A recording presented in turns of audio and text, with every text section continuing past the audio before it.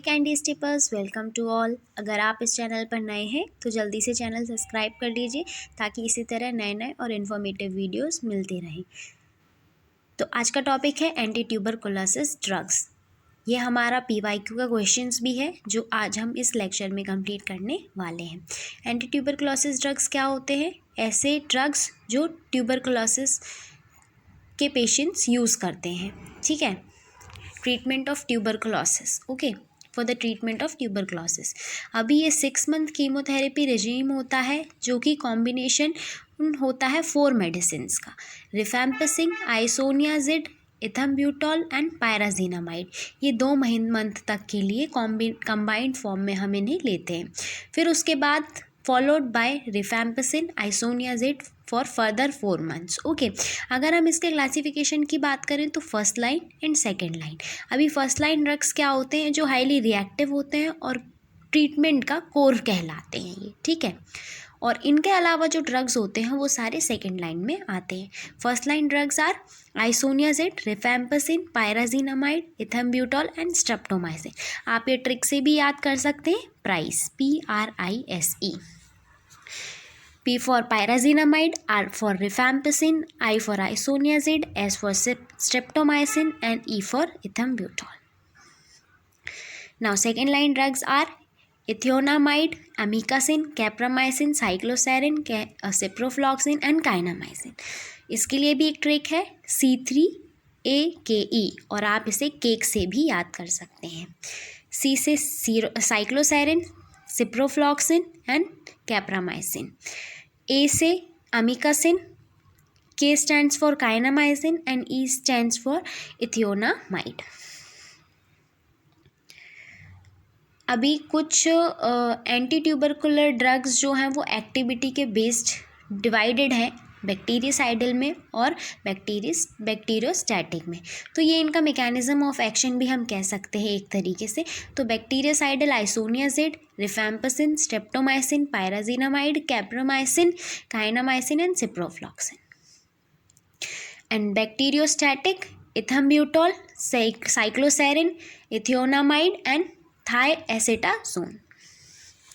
अब RNTCP DOTS regimen in India, ये government of India ने, वर्ल्ड हेल्थ ऑर्गेनाइजेशन ने एंड वर्ल्ड बैंक ने मिलके जो हमारी डॉट्स की ट्रीटमेंट है, नेशनल TV प्रोग्राम है, उसको रिव्यू किया था। फिर उसके बाद एक रिवाइज्ड RNTCP स्ट्रेटजी बनाई थी 1993 में, ठीक है। ये एक directly observe short term treatment है, ठीक है, जिसे हम डॉट्स बोलते हैं। और ये एक पॉसिबल सॉल्यूशन है TB केसेस को कम करने के लिए। अभी डॉट्स क्या होता है? ये शॉर्ट कोर्स कीमोथेरेपी रेजिमेन है जो कि इन्वॉल्व होता है, जिसमें वर्कर्स और अदर ट्रेन्ड पर्सन्स जो कि ऑब्जर्व करते हैं पेशेंट्स को और उनको मेडिसिन प्रोवाइड कराते हैं अंडर ऑब्जर्वेशन, ठीक है, एंटी TB मेडिकेशंस। अब RNTCP का फुल फॉर्म है revised national tuberculosis control programme. Directly observe treatment short course regimen जो है वो 3 कैटेगरी में डिवाइडेड है, first, second and third. First का कोड है रेड, सेकेंड का कोड है ब्लू एंड थर्ड का कोड है ग्रीन। अभी फर्स्ट में जो केसेस लिए जाते हैं वो स्प्यूटम में स्मेयर पॉजिटिव होते हैं, स्प्यूटम स्मेयर नेगेटिव और सीरियसली इल पेशेंट्स होते हैं, और extra pulmonary seriously ill patients होते हैं।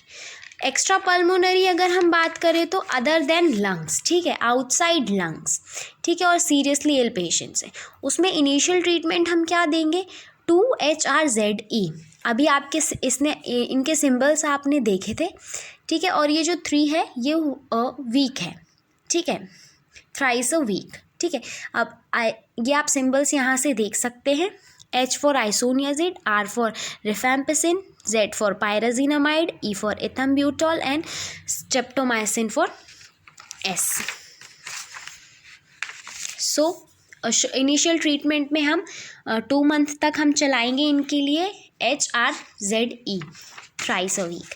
फिर कंटिन्यूस ट्रीटमेंट में हमें इन्हें 4 मंथ तक हमें देना है H&R, that is isoniazid and rifampicin, ठीक है, थ्राइस अ वीक, 6 मंथ का ट्रीटमेंट है। अब हम ब्लू कोट की बात करें तो ये डिफ़ॉल्ट पेशेंट्स के लिए हमें देना है, और रिलैप्स एंड फेलियर, ठीक है। अगर डिफ़ॉल्ट की बात करें तो ऐसा जो होना चाहिए था पर वैसा हुआ नहीं उन केसेस में, ठीक है। और रिलैप्स मीन्स जो जिनकी हालत सुधर चुकी थी लेकिन फिर उसके बाद ठीक होने के बाद वापस से आ गई है उन केसेस में। और फेलियर आप जानते ही हैं, उन केसेस में हमें ट्रीटमेंट, इनिशियल ट्रीटमेंट देना है 2 मंथ तक isoniazid, rifampicin, pyrazinamide, ethambutol and streptomycin thrice a week, ठीक है। और प्लस में 1 मंथ तक हमें वही सेम ट्रीटमेंट देना है, बस इसमें से हमें स्ट्रेप्टोमाइसिन को हटा देना है। और कंटिन्यूस ट्रीटमेंट में 5 मंथ तक चलेगा ये हमारा आइसोनियाजिड, रिफैम्पिसिन एंड इथम्ब्यूटॉल, ठीक है, थ्राइस इन अ वीक। और ये 8 मंथ का ट्रीटमेंट होता है। अगर हम कोड ग्रीन की बात करें तो इसमें sputum smear positive, not serious, जिनका स्मेयर जो है वो पॉजिटिव तो है लेकिन सीरियसली इल पेशेंट्स नहीं है। फिर एक्स्ट्रा पल्मोनरी है बट सीरियसली इल नहीं है, ठीक है। इन केसेस में भी हम 2 मंथ तक isoniazid, rifampicin and pyrazinamide thrice a week देते हैं, ठीक है। कंटिन्यूस ट्रीटमेंट की बात करें तो 4 मंथ तक के हमें isoniazid and rifampicin thrice a week हमें देना है। ये भी 6 मंथ का ट्रीटमेंट होता है। नर्सिंग रिस्पॉन्सिबिलिटीज़ की बात करें तो हमें असेस करना है signs of anaemia, fatigue, LFT and RFT, liver functioning test and renal function test, allergy to any drug in regimen, अगर इस रेजिमेन से कोई एलर्जी है तो वो भी हमें असेस करनी है, और आइसोलेट करना है पेशेंट्स को, और बैरियर नर्सिंग एडमिनिस्टर हमें करना है isoniazid and rifampicin 1 hour before food, खाना खाने के पहले 1 घंटे पहले हमें आइसोनियाजिड और रिफैम्पिसिन देनी है।